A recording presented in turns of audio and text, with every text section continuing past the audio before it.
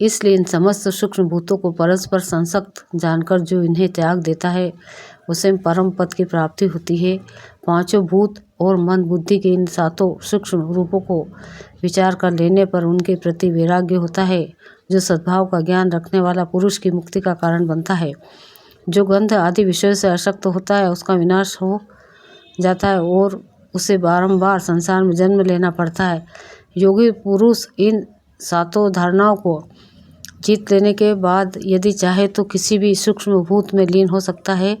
देवता, असुर, गंधर्व, नाग और राक्षसों के शरीर में भी वह लीन हो जाता है, किंतु कहीं भी आसक्त नहीं होता। अणिमा, लघिमा, महिमा, प्राप्ति, प्रकाम्य, ईशित्व, वर्षित्व और काम वार्षित्व, इन आठों ईश्वरीय गुणों को जो निर्वाण की सूचना देने वाले हैं योगी प्राप्त करता है। सूक्ष्म में भी सूक्ष्म रूप धारण करना अणिमा है और शीघ्र से शीघ्र कोई काम कर लेना लघिमा है नामक गुण है। सबके लिए पूजनीय हो जाना महिमा कहलाता है। जब कोई भी वस्तु अप्राप्त ना रहे तो वह प्राप्ति नामक सिद्धि है। सर्वत्र व्यापक होने से योगी को प्रकाम्य नामक सिद्धि की प्राप्ति मानी जाती है। जब वह सब कुछ करने में समर्थ ईश्वर हो जाता है तो उसकी वह सिद्धि ईश्वरत्व कहलाती है। सबको वश में कर लेने से वशित्व की सिद्धि होती है। यह योगी का सातवां गुण है, जिसके द्वारा इच्छा के अनुसार कभी भी रहना आदि सब काम हो सके, उसका नाम काम वर्षित्व है। ये ऐश्वर्य के साधनभूत 8 गुण है। मुक्त होने से उसका कभी जन्म नहीं होता।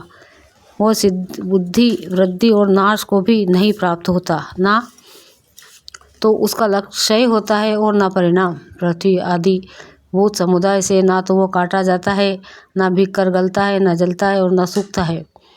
शब्द आदि विषय भी उसको लुभा नहीं सकते।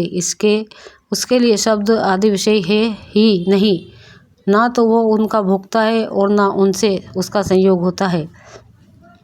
जैसे अन्य खोटे द्रव्यों से मिला हुआ खंड खंड हुआ स्वर्ण जब आग में तपाया जाता है तब उसका दोष जल जाता है और वह शुद्ध होकर अपने दूसरे टुकड़ों से मिलकर एक हो जाता है। उसी प्रकार यत्नशील योगी जब योगी अग्नि में तपता है तब अंतकरण के समस्त दोष जल जाने के कारण ब्रह्म के साथ एकता को प्राप्त हो जाता है। फिर वह किसी से पृथक नहीं रहता। जैसे आग में डाली हुई आग उसमें मिलकर एक हो जाती है, उसका वही नाम और वही स्वरूप हो जाता है।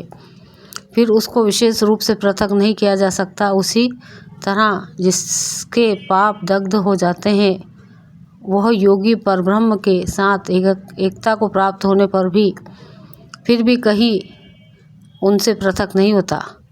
जैसे जल में डाला हुआ जल उसके साथ मिलकर एक हो जाता है, उसी प्रकार योगी का आत्मा परमात्मा में मिलकर तदाकार हो जाता है।